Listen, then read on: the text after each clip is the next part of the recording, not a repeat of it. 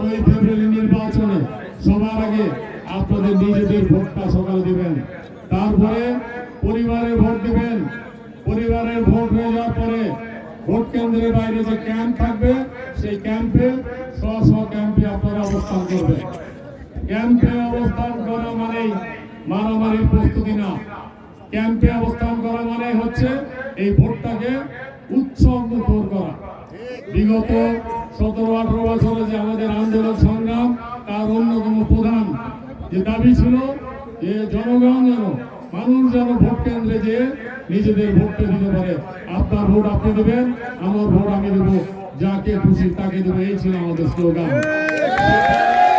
ইনশাআল্লাহ আগামী 12ই ফেব্রুয়ারি অনেক ধরনের ষড়যন্ত্র উপেক্ষা করে এই নির্বাচনটি হতে যাচ্ছে। সেই নির্বাচনটি তখনই সফল হবে যদি আমরা সকাল সকাল যে ভোটটা দিই, অন্য মানুষকে ভোট কেন্দ্রে আসার জন্য উৎসাহিত করি। আমরা করতে পারবো?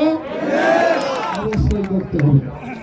বাংলাদেশ জাতীয়তাবাদী দল বিএনপি দেশ পরিচালনার দায়িত্ব পেলে সবার আগে নারীদের ক্ষমতায়ন এবং তাদের অধিকার ব্যাপারে কাজ করা হবে। একটা জিনিস স্পষ্ট করে বলে দিবেন, যারা নারীদের ভোট ইতিমধ্যে পেয়ে আছে বলে অপপ্রচার করে, এই নির্বাচনে 300টি আসনে একটা জায়গাও তারা কোনো নারীকে মনোনয়ন দেয়নি। নারীদের ব্যাপারে তাদের যে বক্তব্য, এটা ভাওতাবাজি, পুরা ভুয়া। তারা যেমন কৃষি কার্ড এবং ফ্যামিলি কার্ডকে বলছে ভুয়া, আমরা বলি নারীদের ব্যাপারে তাদের যাবতীয় বয়ান ভুয়া। তাদের যে সম্মানিত আমির ইতিমধ্যে বলেছেন যে তাদের দলের শীর্ষ পর্যায়ে কোনো নারী যাওয়ার কোনো সম্ভাবনা নাই। আর আমাদের ব্যতিক্রম, আমাদের নেত্রী, দেশনেত্রী বেগম খালেদা জিয়া বাংলাদেশ জাতীয়তাবাদী দলের সবচেয়ে যখন দুঃসময় ছিল, এই সময় উনি দলের নেতৃত্ব দিয়েছেন এবং গণতন্ত্র এবং দেশের উন্নয়নের প্রশ্নে কখনো আপোষ করেন নাই। সেই জন্য শুধু বাংলাদেশে না, পুরো বিশ্বে একজন আপোষহীন নেত্রী হিসেবে উনি পরিচিত হয়েছেন।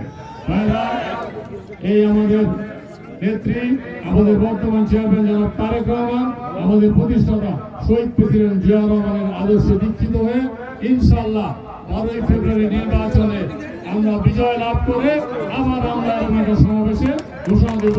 এই আশা ব্যক্ত করে বক্তব্য শেষ করছি। আল্লাহ ধন্যবাদ। বাংলাদেশ জাতীয়তাবাদী দল জিন্দাবাদ। আসসালামু আলাইকুম। বসন্তের কোকিল হয়ে আপনাদের ভোটটা নিয়ে হারিয়ে যাওয়ার নেতা আমি নয়। কর্মীদের কিনে নিয়ে কর্মীর মাথার উপরে ছড়ি ঘোরানোর নেতা আমি নয়। কর্মীদের প্রয়োজনে কাজে লাগিয়ে কর্মীদের ছুঁড়ে ফেলার নেতাও আমি নয়। আজকের এই মিছিল থেকে আমরা দায়িত্বহীন ভাবে ঘোষণা করছি, আগামী 12 তারিখের নির্বাচন হবে দুর্নীতির বিরুদ্ধে নির্বাচন।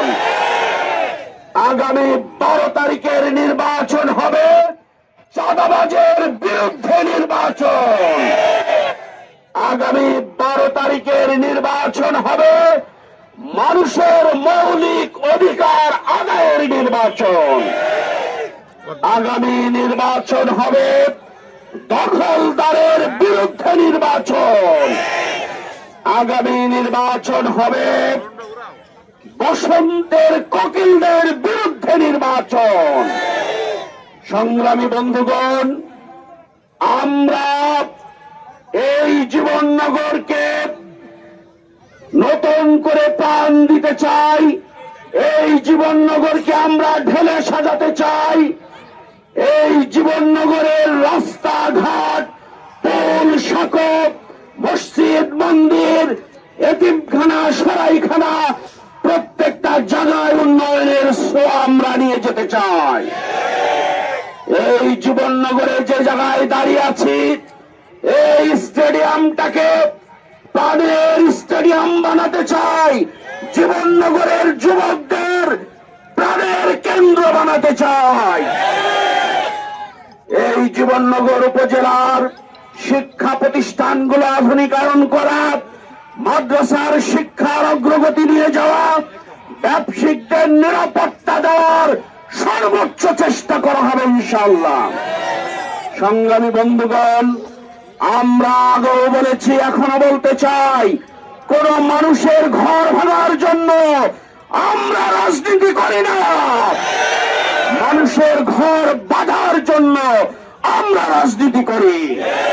কোন মানুষের ঘরে আগুন দেওয়ার জন্য আমরা রাজনীতি করি না।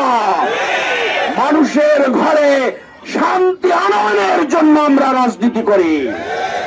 কোন মানুষকে তাড়িয়ে রাজনীতি করার কারণে জেলখানায় পড়ার জন্য আমরা রাজনীতি করি না।